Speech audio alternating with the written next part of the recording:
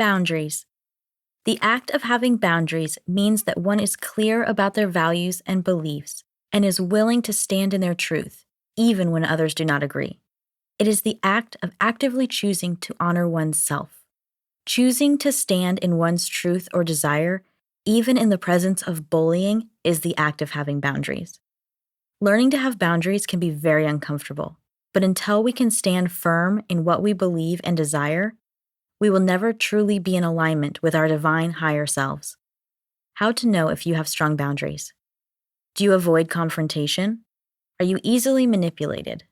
Have you fallen victim to gaslighting? Is your opinion easily swayed by the opinions of others? Do you concern yourself with what others think? Do you often consult others before making decisions? Do you seek validation from others about the choices you make? Can the popular opinion of a group sway you if it differs from yours? Do you often feel guilty when disappointing someone? If you answered yes to any of these questions, then you have opportunities to improve your boundaries. If you are not clear on how to have stronger boundaries, then the work lies in determining your values and desires. Until you are clear on who you are and what you want, then you cannot stand firmly for yourself. Personal example. I gained clarity among my personal development journey that in order for me to fully be in my zone of genius and be of maximum service to others, I need to have my own space to create and recharge. I cannot be around other people as much as others can. I need to have my own private space to retreat to. For many years, this manifested in long-distance relationships. This worked out well for me because when I was with my partner, I could be present and available for our time together. And when I was alone, I was able to do what I needed to do as I saw fit. I had my own space to retreat to, and my partner had theirs. This worked out swimmingly until I fell in love with a man and considered settling down and living together. I was very clear on my needs. We either needed a home with a room that could be my office, or I would rent from a co-working space nearby.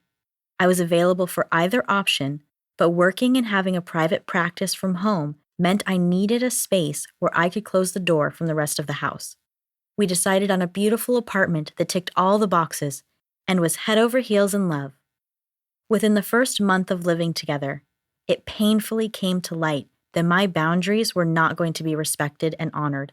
This boundary of private space was non-negotiable for me. I took the advice of my married friends and went through many phases of compromise until I was so far out of alignment with my true self that I had to call it off with him. This was a man that I loved deeply, hoped to have children with and marry very soon, but this boundary could not be respected, so I had a choice. Do I stay and waver my desires for someone else's comfort, or do I stand in my truth for what I need and walk away? I walked away. That is honoring my boundaries. Personal example. For me, my hometown is like quicksand. It is not my favorite place to be, but I have a lot of history and wonderful people who live there. Over the years, I have learned that I have a 3 to 4 day limit before I start itching to leave.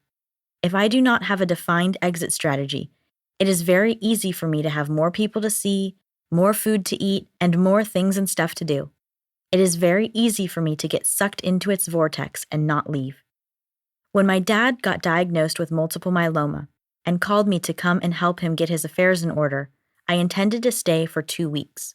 We were just beginning state lockdowns due to coronavirus, and I decided to spend my 2-week quarantine in Tucson with my family. My father's health declined immediately and rapidly, and I adjusted my plans to stay and be with him. He was gone just 30 days after being diagnosed. My choice to stay honored my wishes to be present with my family. After my dad passed away, I felt responsible for helping my mother understand all of the affairs. After all, I was the one who had sat alone with him on his hospital bed and wrote down everything we needed to know. I knew there were things about the restaurant that my mom and brother hadn't experienced yet, and I would help them get up to speed. Then it was ultimately up to my mom what to do with it. She decided to quit her job and commit to running the restaurant. The laundry list of tasks to get done and affairs to get in order grew longer every day.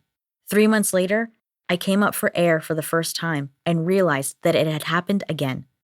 I had been sucked into the vortex of my hometown, feeling obligated to save the family business. Having been in this situation once before, I knew the familiar signs I was having in my body. I booked myself a cabin in the woods for the weekend to get some think time to myself, and even before getting completely out of town, I knew what I needed to do.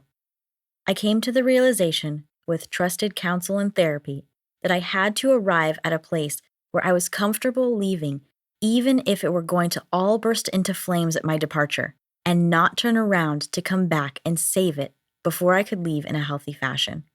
I thought long and hard about what I was and wasn't willing to do before I departed, and I drafted a 30-day transition plan. I outlined clearly and specifically what I was willing to do and when I would be departing. I informed my family and staff, and we got to work. On the day of my intended departure, against the pleas of those around me, I got in my car and drove away. I cried all the way to the freeway, and as I sat at the light before the on-ramp, I asked myself one simple question. Am I willing to come rushing back if it all goes up in flames? I took a deep breath and softly answered no. The light turned green, and I went home.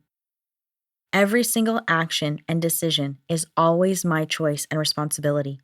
That does not mean that I am honoring myself and my boundaries with each choice. I could blame a million different reasons for that experience, but I actively chose to remove myself from victimhood mindsets. I made the choices that I made and ultimately got uncomfortable enough to hear my body yelling for my attention. I got some space to think, got clear on my values and desires, and set my boundaries. I informed those around me, and I stuck to my decisions. Did driving away that time hurt like hell? Yes. Was it worth it to stand firm in my boundaries and not allow outside influences to dictate my actions and my feelings? Fuck yeah, it was. Practicing having boundaries is just that, a practice. One does not automatically or immediately become good at having strong boundaries. Sometimes we will succeed gracefully. Other times we will be surprisingly influenced and manipulated. The point is to not beat yourself up along the way and to just keep practicing. As we begin to stand stronger in our boundaries, the more others will respect and honor us in return. It all begins with us.